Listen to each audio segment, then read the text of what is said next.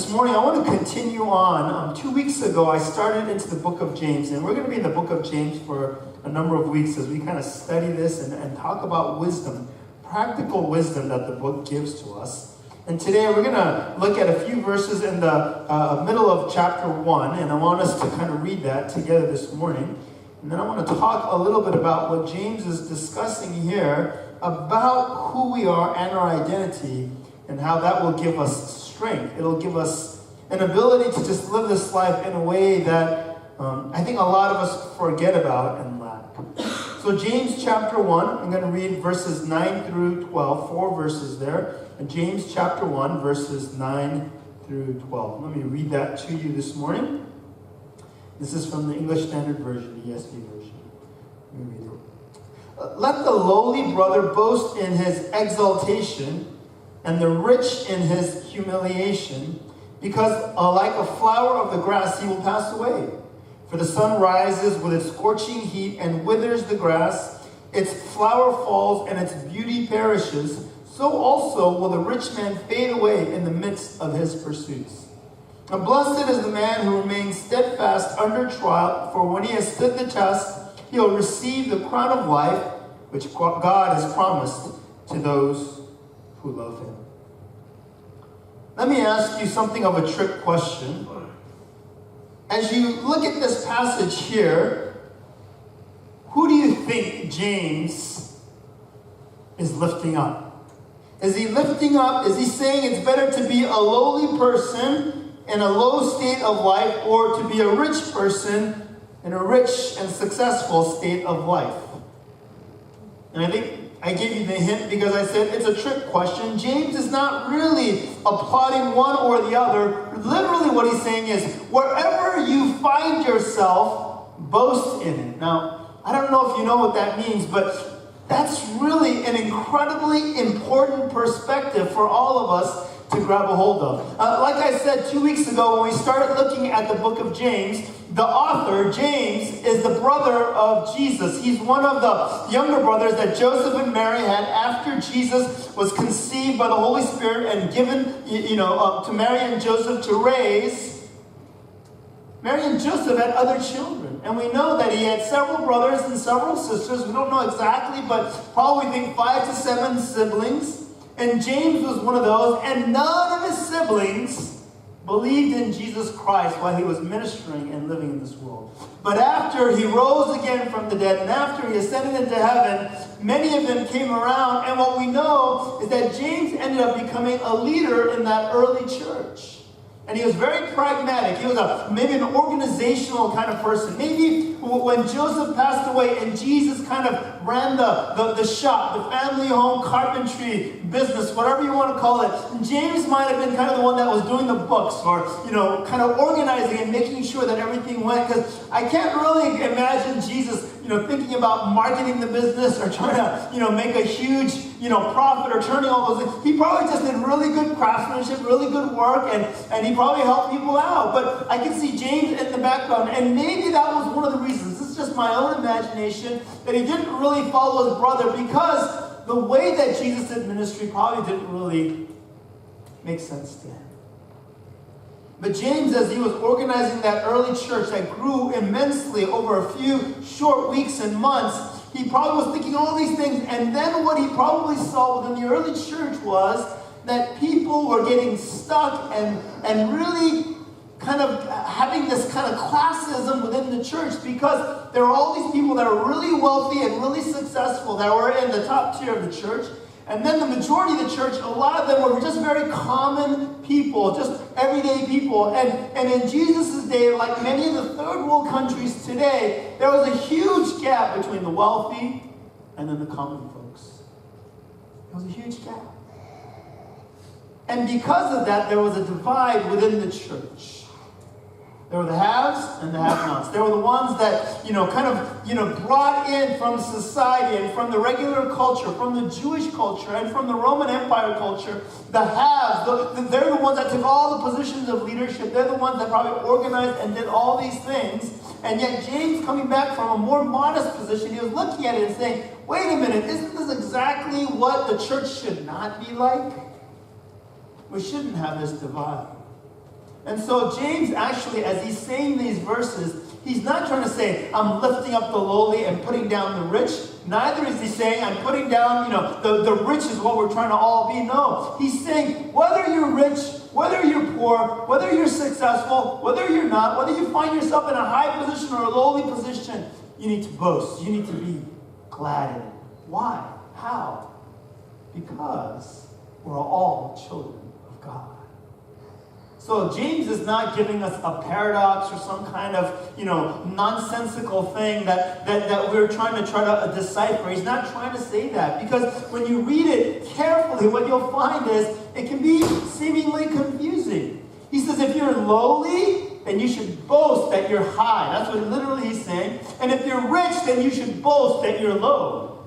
What is he saying? It seems like he's turning it upside down. Do you remember when you were a kid and you kind of had these kind of jokes? And maybe I remember when I was a kid, it's not really a logical paradox, but it's more like a illogical thing that kids used to say. Do you remember when you were a little kid? I still remember the first time I heard something like this. It kind of tickled my fancy because of the way my brain worked. And all day long, I repeated to other kids in my class and in my school. But it was one of these kind of things. It's one of those things that just kind of circular logic didn't make sense, but kids get a kick out of it, and especially boys. And so I remember, like third grade or second grade, some kid, maybe they heard it from their older sibling, or heard it somewhere in a joke book or from a parent, whatnot. But he came to school and he said, okay, you have to answer yes or no. You guys remember these kind of things? Maybe some of your kids are more precocious and they learned it at a younger age. But I remember it was like third grade or second grade. And then they would say, you have to answer yes or no. And I go, okay, well, so tell me what's going on. And kids get a kick out of silly things like this. All things we've heard that are old tired, Say yes means no, and no means yes. Okay, obviously that's illogical already from the very get-go. And then the question that they asked, the bottom line question would be, do you want me to punch you? You guys ever heard anything like this? I'm sure you have, right? Especially among little boys. And I remember I got such a kick out of that, because wait a minute, if I say yes, then they will punch you. And then I said, well, yes means no. And then he goes, yeah, but no means yes. And then he just kind of go, and then you say no, okay, no means yes, and they'll punch you. And so all day long we go around to our friends, or maybe not too close to our friends, but other boys, and we go all right, we'll repeat the same thing, and then there'll be a punch fest all day long, punching each other on the shoulder and getting a kick out of it, because we thought, hey, here's this logical, circular thing, paradox, whatever you want to call it. And really it was just kind of a silly thing, a nonsensical kind of thing. And really, what James is doing here is saying, you know what? You guys are tied up with nonsense.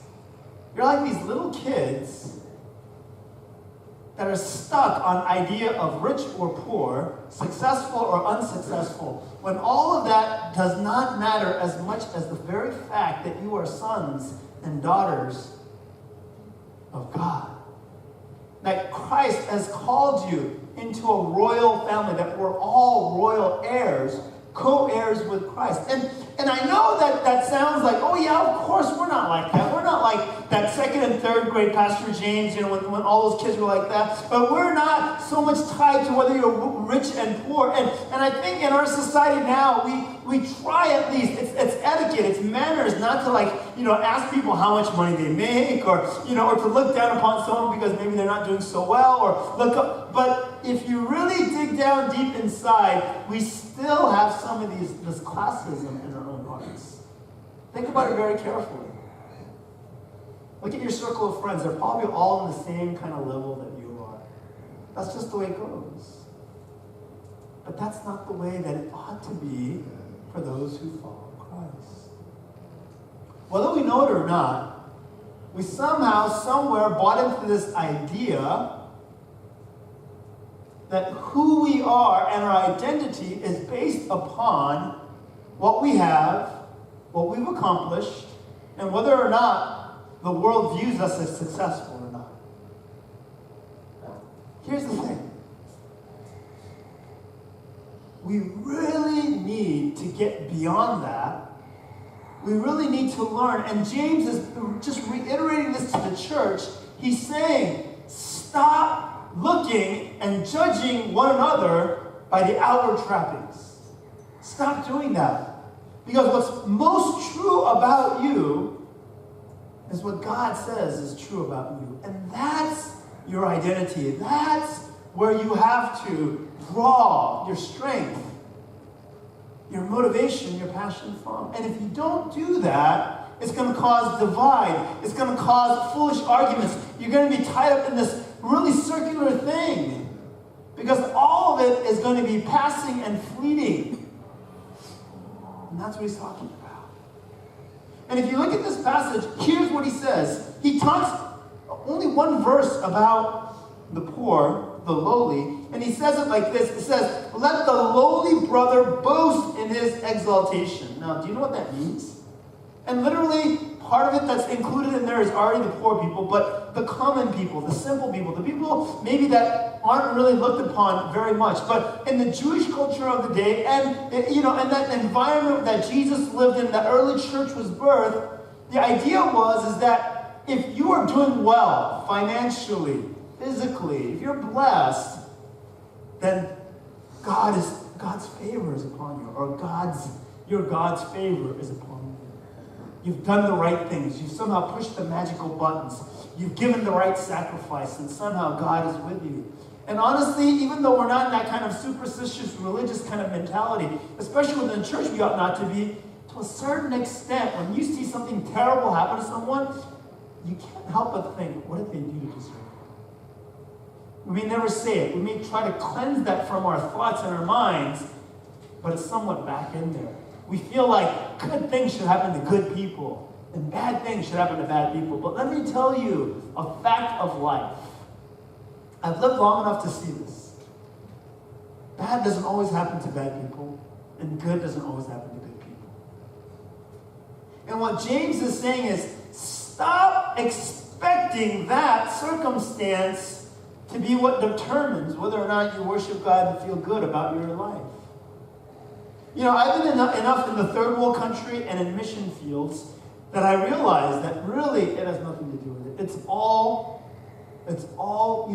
perspective. It's all depends on, what your circumstances. It's all relative. In the United States, to be considered poor in many third world countries, you'd be among the very wealthiest.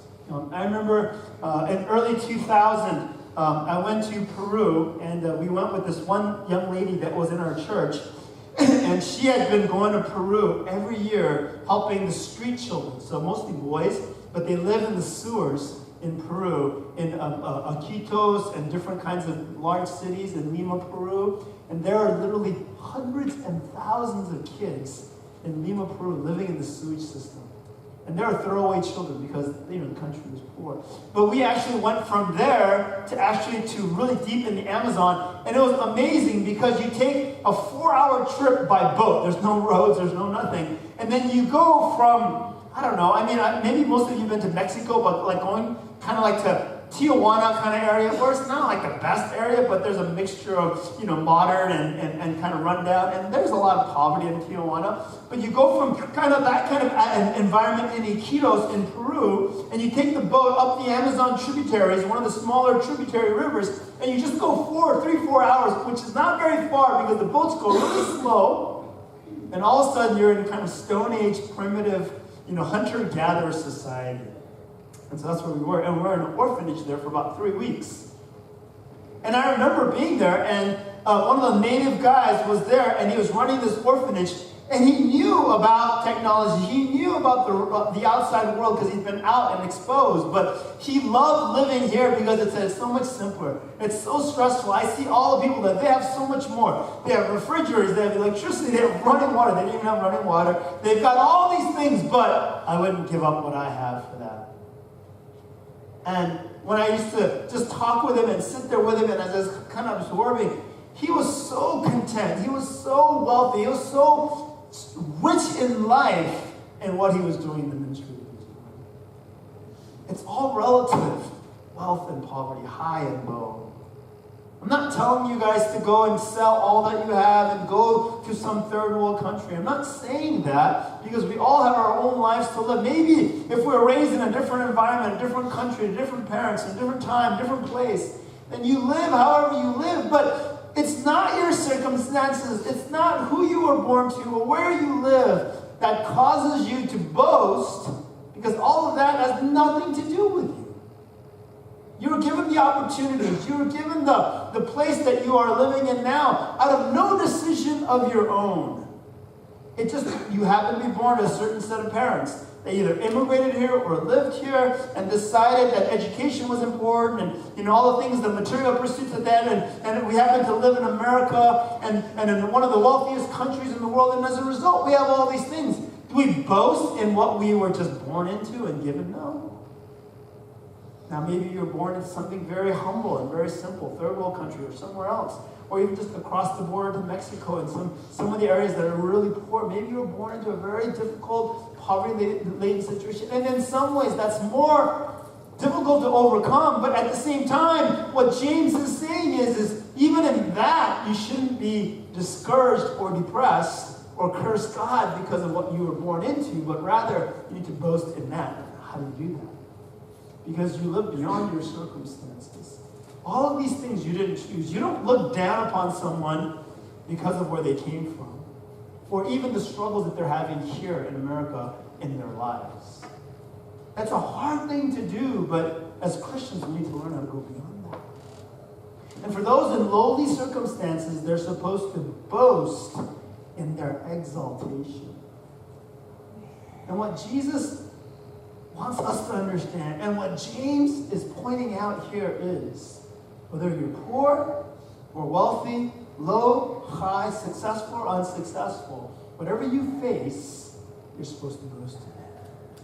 You're supposed to boast in it. The flip side of it is, and then he talks a lot more about the wealthy, he says, if you're rich, boast in your humiliation or your humility.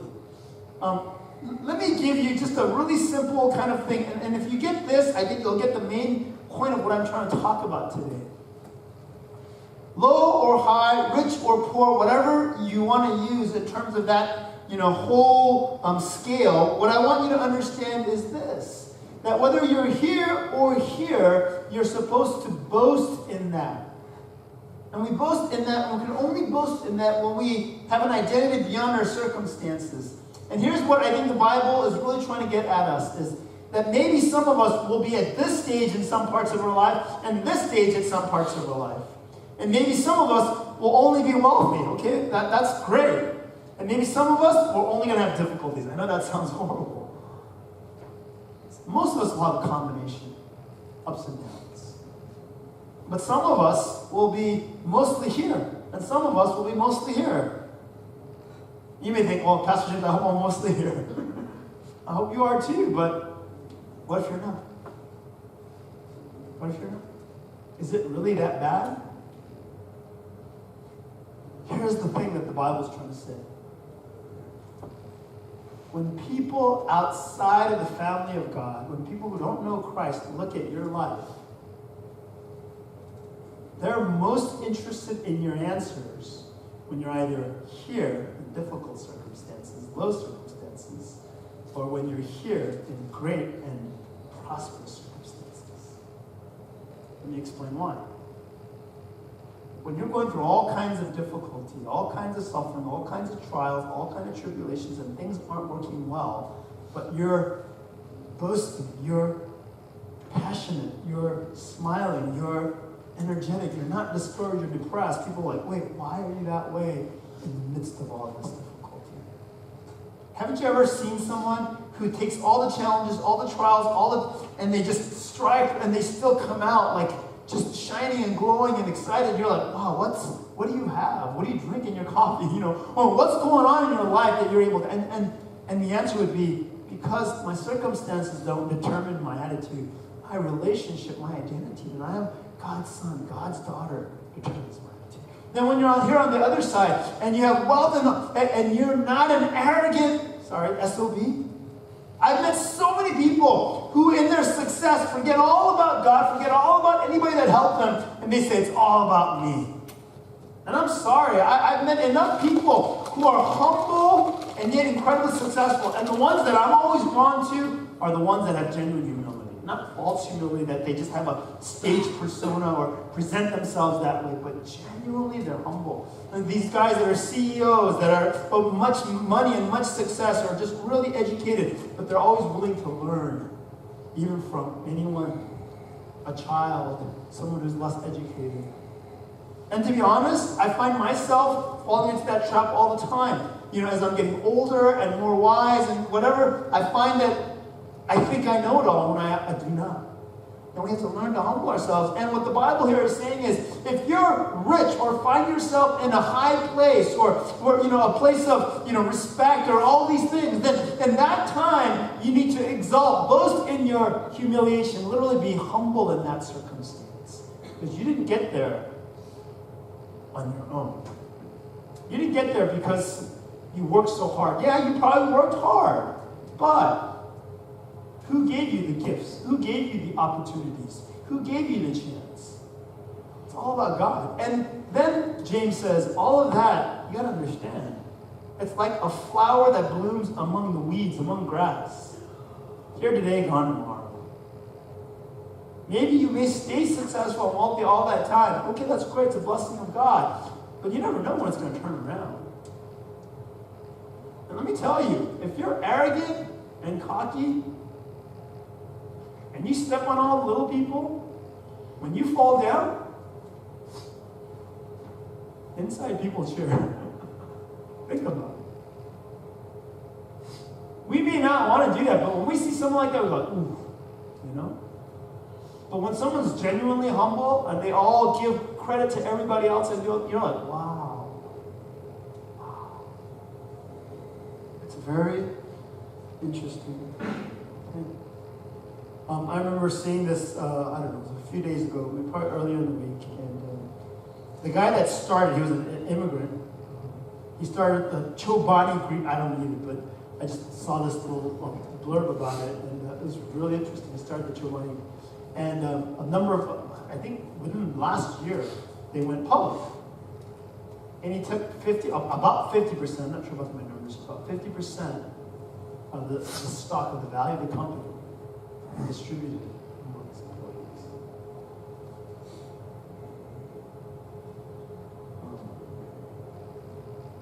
What does that say?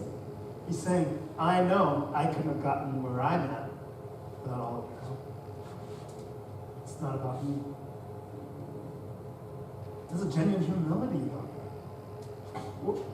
I'm not talking about treat your employees well and all these things as a strategy to grow your company. See, some people are nice and give back to their company in order to gain more for themselves. But this guy, I felt like he was just genuinely doing it like, you know what? We're a family. It's all about us all together. That's the kind of person I would want to work for. That's the kind of person that I would hang out with and go do things with. But someone who's arrogant, you always wonder, well, when are they going to just kind of burn me? When are they just going to step on me? When are they just going to throw me away? None of us want that. And so it says here, let the rich, boast in their humiliation, be humble. Why? Well, you see, when you're poor and you boast in your high position, what that does is it gives you confidence and passion and strength to go through whatever circumstances you face.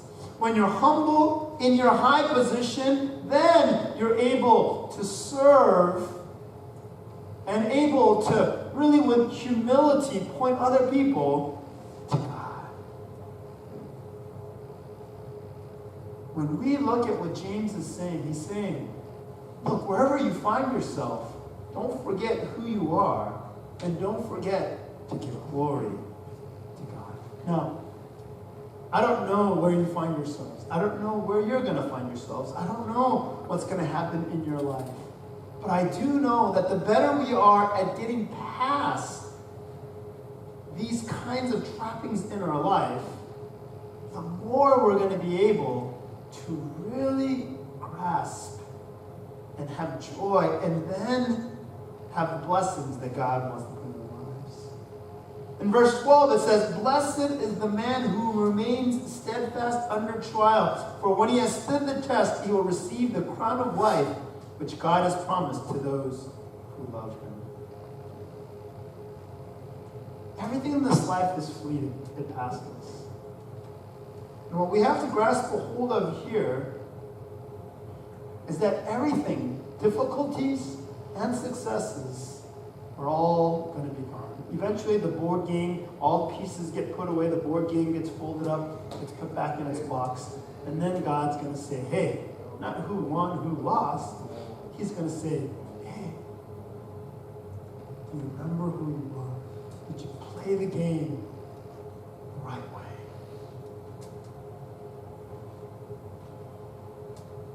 The way that we win in this life is not by amassing toys. It's not by being successful.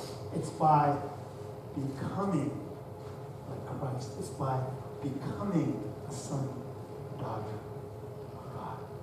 I think this is such a critical thing that I want us to grasp a hold of and just to really own and possess, because that's what happens in our life. And let me just end with this. I just want you to think about this very, very carefully, because without knowing it, we teach our kids, we teach our co-workers, we teach our friends, we demonstrate to people around us whether we believe that our identity and who I am in Christ and my relationship with God is greater, or I show that I'm more worried about what the outside world thinks. You know, it's fascinating to me because I'm reminded of this all the time. Every time I've ever officiated a wedding, I always encourage the couple to include, because a lot of them want to do their own vows, and I don't mind. Go ahead and do your own vows. Memorize it, recite it, whatever. But I always point them back to traditional vows, because contained within it is a true description of love. Because what does it say? I mean, let me just give you a few of the things that come out. It says, for what? For richer, for poor. In sickness, in health. For better, for worse. That's exactly what James is saying. Poor, rich, sickness, health, success, no success.